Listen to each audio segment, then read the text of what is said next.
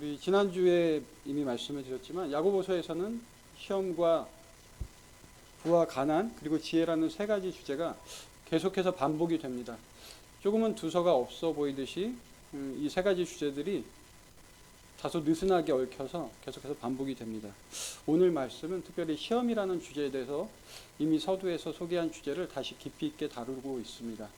우리가 이미 살펴보았듯이 하나님께서 우리에게 허락하시는 시험 시련은 우리로 하여금 영적인 성숙에 이르는 그런 기회가 되기 때문에 우리가 기쁘게 여기기로 마음으로 결심하고 의지적으로 감정적으로 쉽지 않지만 그렇게 받아들이게 되어 있습니다.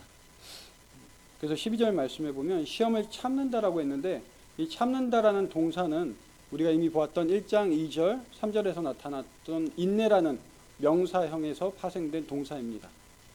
그래서 휘포모네라는 명사형 헬라어가 있는데 여기서 휘포메네라는 동사가 다시 파생돼서 나와서 여기 견디다라는 의미로 쓰이고 있습니다.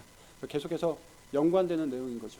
시험을 우리가 참고 인내하고 견디는 것, 그것은 우리로 하여금 우리가 영적인 성숙에 이를 수 있도록 예수 그리스도를 닮은 성품에 이룰 수 있도록 돕는 역할을 한다는 것입니다. 그러니까 우리가 감정적으로는 참 힘들고 피해갔으면 좋겠고 안타깝지만 누구나 인생에서 시험을 겪습니다.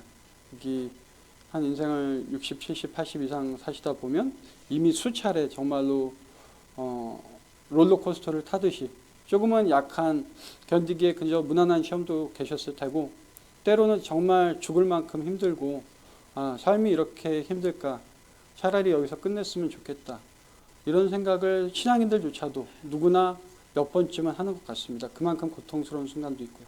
근데 이 모든 순간들을 하나님께서 허락하시는 시험이라고 받아들인다면 우리의 죄악이나 잘못이 아니라 우리에게 예상하지 못했던 그런 시험들이 다가올 때 그렇게 여긴다라면 우리가 영적으로 성장할 수 있는, 성숙할 수 있는 하나의 기회가 될 수 있다는 것이죠. 그리고 우리가 그 시험을 다 견뎌냈을 때 하나님께서 허락하시는 건 생명의 면류관이라고 했습니다.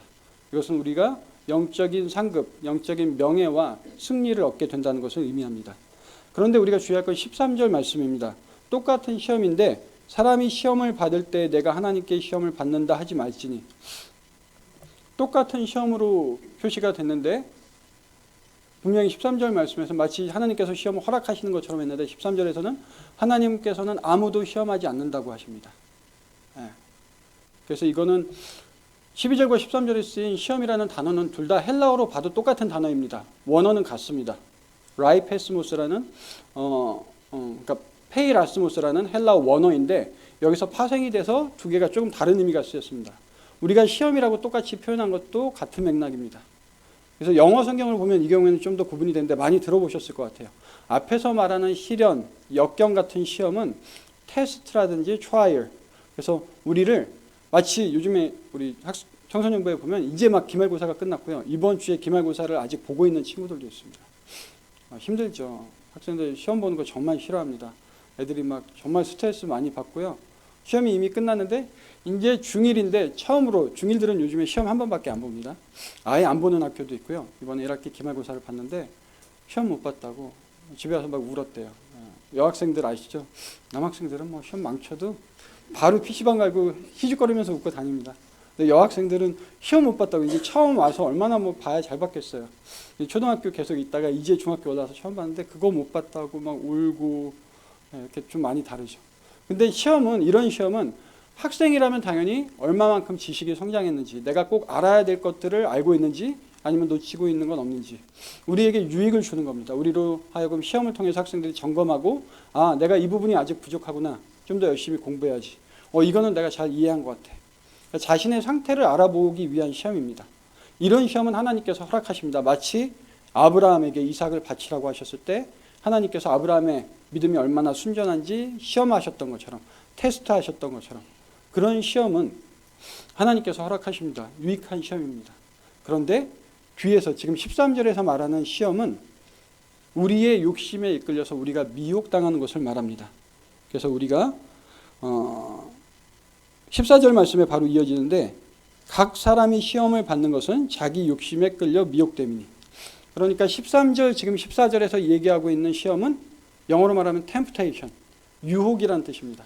우리가 우리의 욕심에 의해서 아, 이거 조금만 하면 뭐 돈을 더 잘 벌 것 같아. 내가 이거 좀 정당한 방법은 아니지만 살짝 내가 눈 한번 감으면 내가 좀 사업이 잘 일으킬 수 있을 것 같아.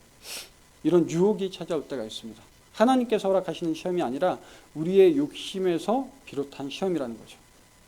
그래서 여기도 미혹되다라는 동사, 미혹되다라는 동사를 영어로 보면 낚시 비슷한 느낌입니다.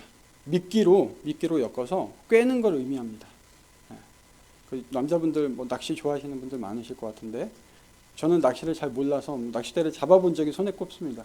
그러니까 잘은 모르겠는데 그 낚시하시는 분들이 그 손끝에 입질이 올 때 그 느낌이 그렇게 짜릿하다고 그러시더라고요. 딱 들고 있는데 몇 시간을 인내하고 여기서 이제 인내를 훈련하시는 거죠. 아, 그래. 오늘 나온 인내를 낚시하시는 분들은 정말 잘 실천을 하십니다.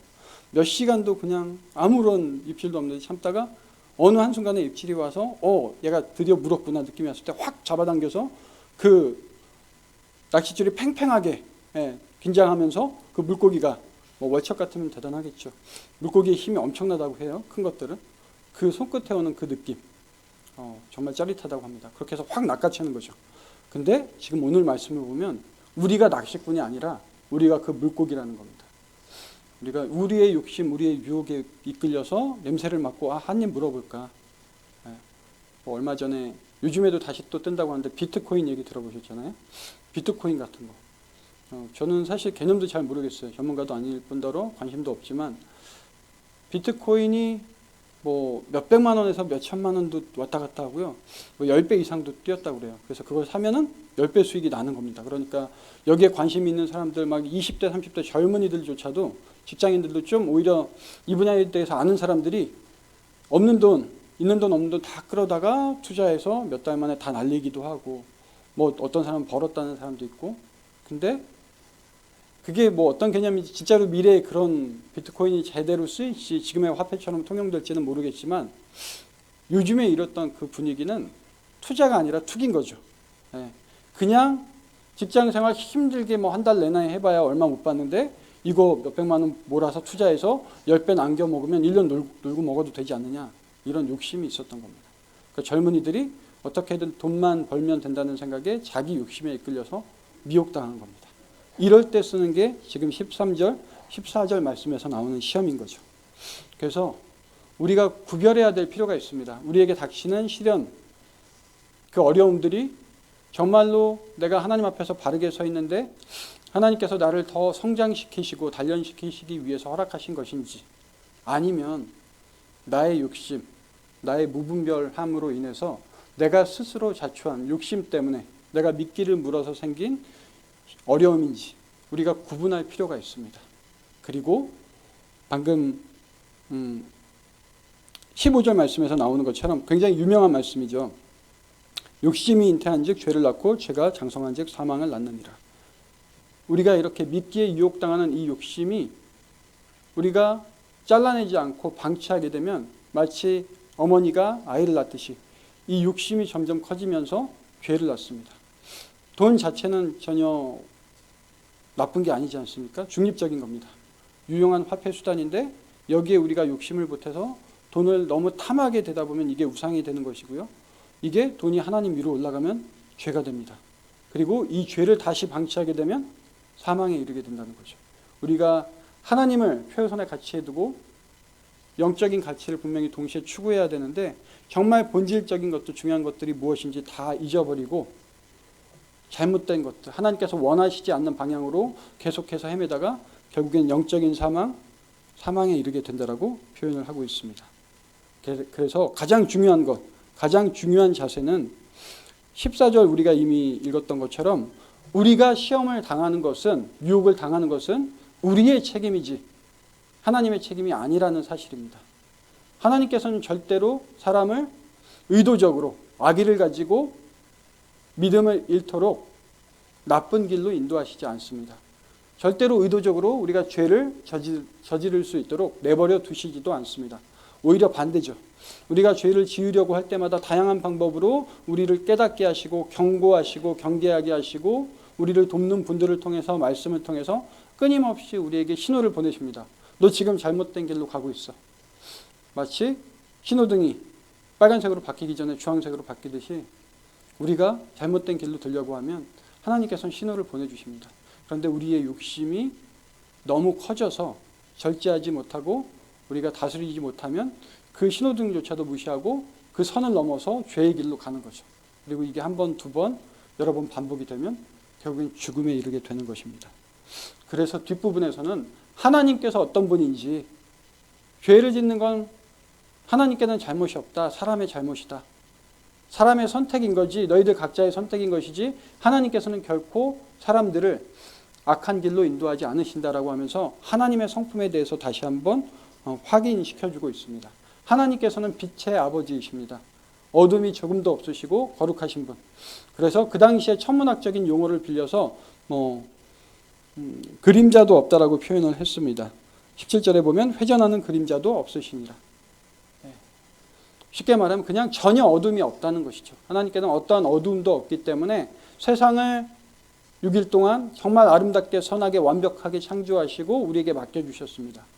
그런데 이 세상에 죄가 들어오고 부패함이 만연하도록 만든 건 우리의 욕심, 인류의 아버지와 어머니의 욕심이었고 교만이었고 잘못된 선택이었던 것이지 하나님의 잘못이 아니라는 겁니다. 그래서 우리가 이미 몇 년이 지나갔지만 현대사에서 절대로 잊지 말아야 할 사건이 하나 있습니다. 세월호 사건이 지나갔죠. 우리가 그냥 여러 가지 비극적인 수많은 사건들이 하도 많이 일어나다 보니까 사건들이라고 할 수도 있지만 일단은 정말 아직 한창 자라나야 할 아이들이 많이 희생이 됐고 그 사건 하나를 통해서 우리나라가 얼마나 부패하고 총체적인 난국에 처해 있는지 상징적으로 보여준 사건이었습니다. 그런 사건들을 대할 때마다 모르는 분들은 하나님이 왜 이렇게 죄 없는 아이들에게 이런 시련과 역경을 정말 열심히 살려는 크리스찬 가정에 이런 어려움을 허락하시는 걸까? 사람들이 오해합니다. 절대로 하나님께서는 그런 잘못된 시험을 우리에게 주시지 않습니다. 그게 어떻게 하나님의 잘못입니까? 욕심 많은 사람들이 소위 사회의 지도자라고 하는 권력을 갖고 있는 사람들이 서로 부패를 눈감아주고 충분히 누릴 재산이 있는데도 불구하고 그 재산을 더 축적하기 위해서 배에 마땅히 균형을 잡기 위해서 담아야 될 물을 다 쏟아버리고 다른 짐을 더 싣기 위해서 안전을 담보로 타고 있는 승객들의 생명을 담보로 무분별한 행위를 한 겁니다. 욕심에 이끌려서 죄를 지은 거죠. 그리고 그 결과가 진짜로 사망으로 나타났습니다. 정말 끔찍하고 상징적인 사건일 뿐만 아니라 우리 한국 사회가 아직도 얼마나 갈 길이 먼지, 우리가 겉으로는 화려해 보이고 경제적으로는 성장했을지 모르지만 우리 안에 있는 죄성과 그 욕심들이 얼마나 정말 고질적인지 다시 한번 확인하는 사건이었습니다. 그래서 우리가 그런 사건을 대할 때마다 바르게 판단하고 생각해야 되는 것은 하나님께서는 빛의 아버지시며 거룩하시고 항상 늘 변함이 없이 우리를 진리로 사랑으로 이끄시는 분입니다. 절대로 죄로 이끄시는 분이 아닙니다. 그런데 인간들의 욕심이 쌓이고 쌓이다가 그게 더 이상 지탱할 수 없으면 한 번씩 무너져 내리면서 이런저런 사건이 터지고 우리에게 아픔을 가져다 주는 것입니다. 그래서 정말로 내 아이들, 우리 가족, 우리 사회의 안전을 지키기 위해서라도 우리가 욕심에 이끌리지 않도록 우리 각자가 미혹당하지 않도록 바른 선택을 해야 할 것입니다. 오늘 하루도 여러분께서 하나님 안에서 또 맡겨주신 소명들을 감당하실 때 교회에서, 직장에서, 일터에서, 가정에서 맡겨주신 소임을 감당하실 때 원래 욕심은 작은 데서 시작합니다. 우리 많이 다 실수해보지 않았습니까? 작은 미끼라도 절대 물지 말고 우리가 하나님 앞에서 분별해서 우리가 욕심에 이끌려서 시험이나 시련을 당하는 일이 없도록 영적으로 깨어 있어야 할 것입니다. 기도하도록 하겠습니다.